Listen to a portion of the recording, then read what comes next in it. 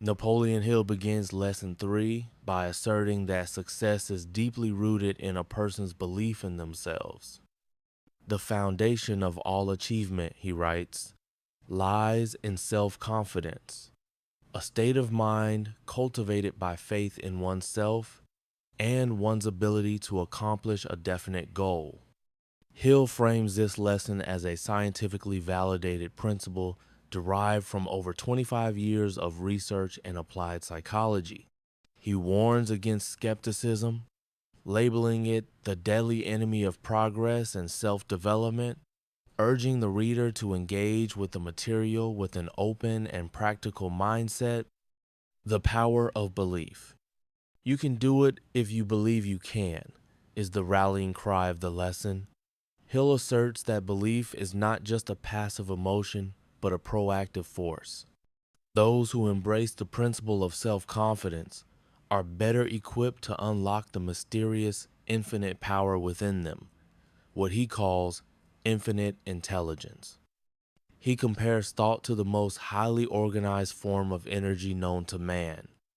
Within this framework, the mastery of fear is vital. Fear, Hill declares, is the root cause of poverty, failure, and suffering in countless forms. A person who conquers fear can achieve nearly anything. Autosuggestion, the engine of confidence. A core tool in developing self-confidence is autosuggestion, the repetition of affirmations and self-directed thoughts that gradually condition the subconscious mind. By affirming belief in oneself, a person implants powerful suggestions in their subconscious, which then influence their actions and mindset. Hill introduces the self-confidence formula, a set of statements to be memorized and internalized daily. The formula begins. 1. I know that I have the ability to achieve the object of my definite purpose. 2. I realize that the dominating thoughts of my mind will reproduce themselves in outward physical action. 3. I will concentrate my thoughts for 30 minutes daily upon the task of thinking of the person I intend to become. 4. I will devote 10 minutes daily to demanding of myself the development of self-confidence. 5. I will never stop trying until I shall have developed sufficient self-confidence for its attainment. Mind as a battery, positive versus negative charges. Hill metaphorically likens the human mind to an electric battery. It can be charged positively or negatively. Self-confidence acts as the charge that energizes the mind toward constructive action. If the mind is filled with negative forces such as jealousy, hatred, greed, or fear, it repels success. If it is charged with positive thought, it attracts opportunities, people, and resources. Examples of transformation through confidence. Hill shares inspiring stories of individuals who changed their lives by cultivating self-confidence. He recounts a timid newspaper clerk who became one of America's top salesmen after applying the principles of autosuggestion and belief in himself. This man began by targeting the most difficult clients, repeating their names and affirming he would sell to them. Within a month, he succeeded in almost all of these difficult cases.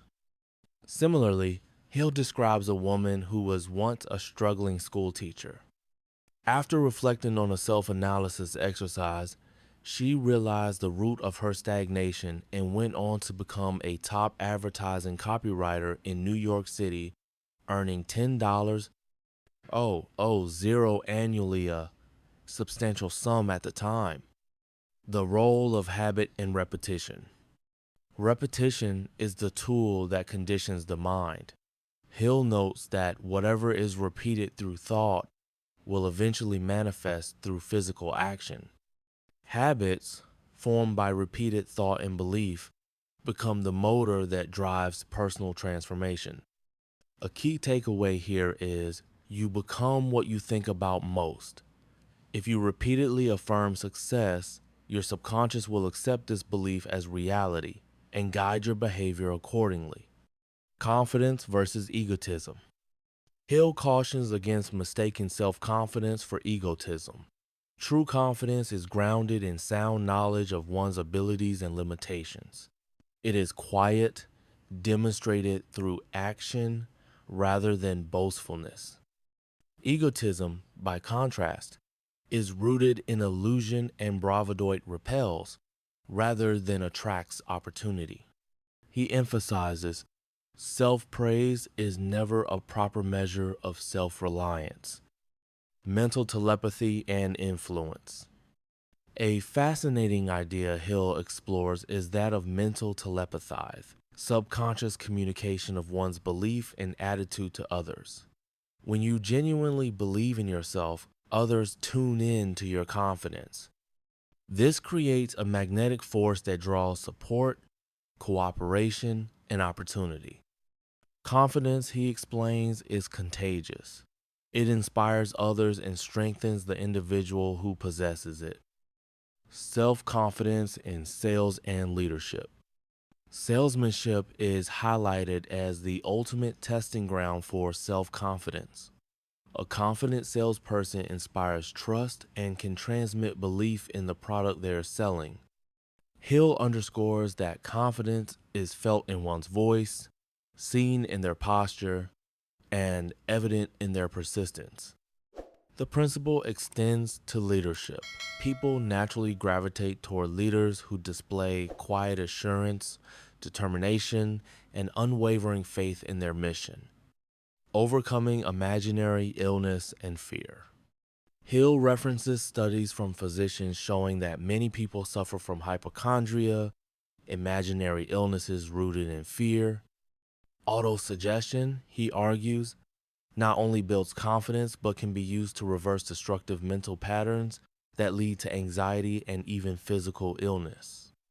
Fear, if allowed to dominate, can create mental and physical illness, but if transformed into faith and confidence, it becomes a healing force. Environment and association. One's mental environment is crucial. Hill warns against allowing negative influences, especially people to contaminate the mind. Just as one must fertilize the soil to grow a crop, one must keep the mental environment fertile for confidence to flourish. Associating with confident, optimistic individuals enhances one's own mental state. Practical steps to building self-confidence. Daily affirmation. Repeat the self-confidence formula out loud and with conviction. Definiteness of purpose. Know exactly what you want and believe that you can achieve it. Action. Back belief with persistent and action. Visualization. Spend time each day visualizing the person you intend to become. Mental housekeeping. Weed out negative thoughts as they arise. Avoid criticism. Don't allow the opinions of others to shake your belief in yourself. The law of attraction and infinite intelligence. The lesson culminates in the idea that belief in oneself taps into a higher power, what Hill calls infinite intelligence. As you deepen your self-confidence, you align yourself with a creative force far greater than yourself, capable of guiding you towards your definite chief aim. This lesson is not merely about confidence in a general sense, but about developing a success consciousness that transforms your entire outlook and results. Conclusion: you are the master.